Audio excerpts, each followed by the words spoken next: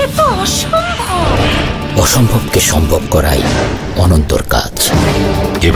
Welcome back everyone. অসম্ভবকে সম্ভব করা যদি অনন্ত জলিলের কাজ হয়, তাহলে বাঙালিদের কাজ কি? এই প্রশ্নটা আপনাদের কাছে ছুড়ে দিলাম। মৌলভীবাজারে এক জেলের পেটে অস্ত্রোপচার করে বের করা হয়েছে জীবন্ত কুচিয়া মাছ। পায়ুপথ দিয়ে পেটে ঢুকে পড়ে মাছটি। দুদিন পর করা হয় অস্ত্রোপচার।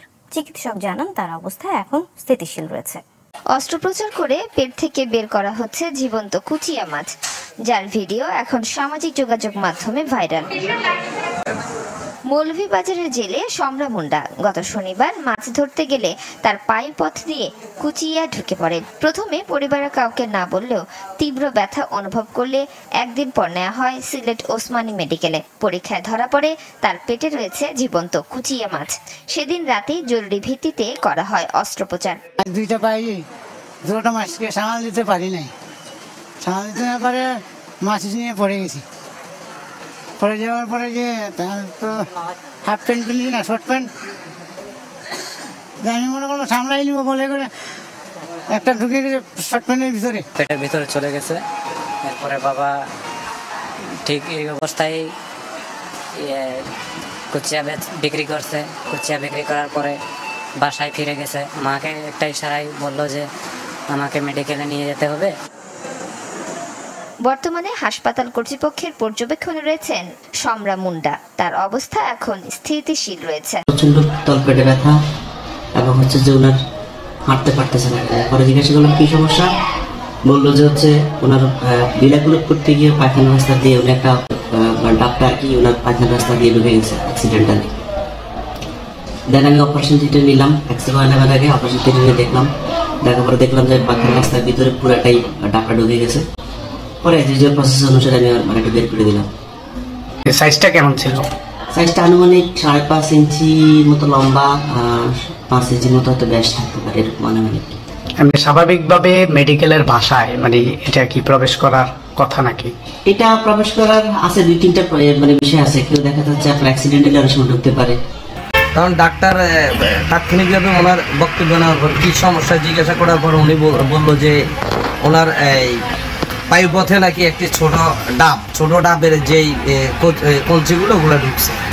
তখন উনি প্যাডের উপর দিয়ে হাতটা দিয়ে অন্যান্য জিনিস দিয়ে দেখার পরে প্যাডের যেই যন্ত্রণা, উনি ওনাকে বললো যে একটা এক্সরে করবো।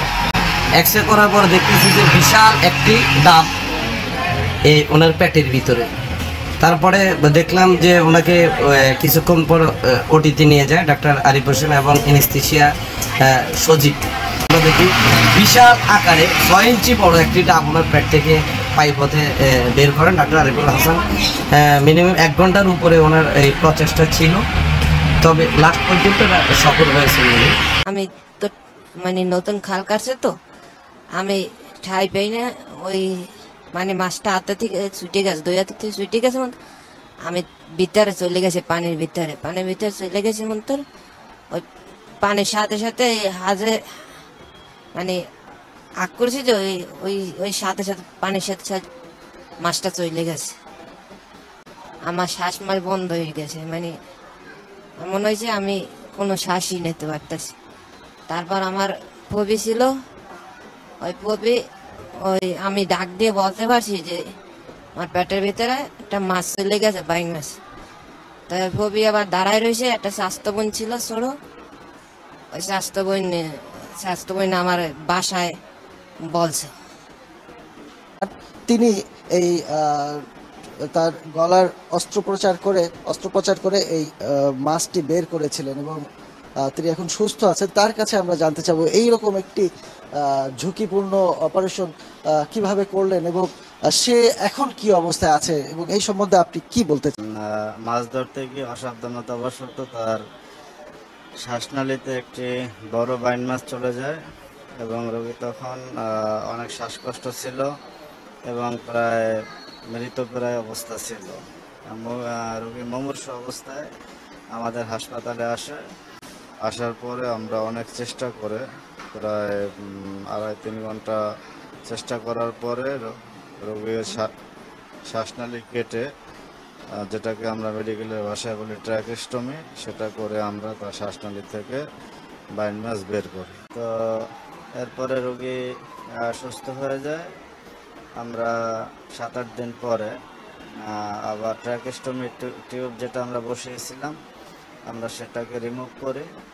রিমুভ করার পরে আমরা ওন্ড ক্লোজ করি। রোগী এখন সুস্থ আছে। মুখের ভেতর জ্যান্ত কই মাছ ঢুকে শ্বাস বন্ধ হয়ে মৃত্যু হয় নরসিংদীর 48 বছরের মিয়া চানের। যেই মাছ ধরা ছিল মিয়া চানের নেশা, ভাগ্যের পরিহাসে সেই মাছেই প্রাণ গেল তার। একাধিক মাছ ধরতে গিয়ে একটা মাছ মুখে নিয়ে আর 2টা মাছ ধরতে গেছে 2 হাতে, এই জন্য পরে এই মুখের মাছটা ভিতরে চলে গেছে। তারপরে সে ওইখানে কাটরাইছে ভুলবশত ওই মাছের দেখে কই মাছ কামড় দিয়ে কই মাছ পিছ লাগে ভিতরে চলে গেছে, যে কারণে হয়তো বেশিক্ষণ তাকে বাঁচানো গেছে। পরিবারের একমাত্র উপার্জনক্ষম ব্যক্তিকে হারিয়ে শোকে বিহ্বল পরিবারের সদস্যরা। নরসিংদী সদর উপজেলার বালুশাইর এলাকার বাসিন্দা নিহত মিয়া চান পেশায় ছিলেন মুদি দোকানি। জানা যায় ছোট থেকেই মাছ ধরা নেশা তার। গত 17 এপ্রিল বৃষ্টির পর বাড়ির পাশের এক ছোট নদীতে হাতড়ে কই মাছ ধরতে যান মিয়া চান। হাত দিয়ে একটি কই মাছ ধরার পর অন্য একটি ধরতে হাতের কই মাছটি মুখে দিয়ে চেপে ধরেন তিনি। সে সময় অসাবধানতা বশত মুখের কই মাছটি মিয়া চানের মুখের ভেতরে গিয়ে গলায় আটকে যায়। পরবর্তীতে স্থানীয়দের সহায়তায় হাসপাতালে নিয়ে গেলে চিকিৎসক তাকে মৃত ঘোষণা করেন।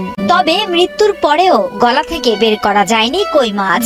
অবশেষে সেই মাছের সাথেই সামাজিক গোরস্থানে দাফন করা হয় মিয়া চানকে। আর এরকম জীবিত মাছ অনেক সময় দেখা যায় বাচ্চাদের কাছে পয়সা, এরকম বিভিন্ন জিনিসপত্র এরকম যদি চলে যায় সরাসরি শ্বাসনালীতে, আমার শ্বাসনালীর যে অংশটা অনেক ছোট, স্বাভাবিক শ্বাসনালী বন্ধ হয়ে যায়।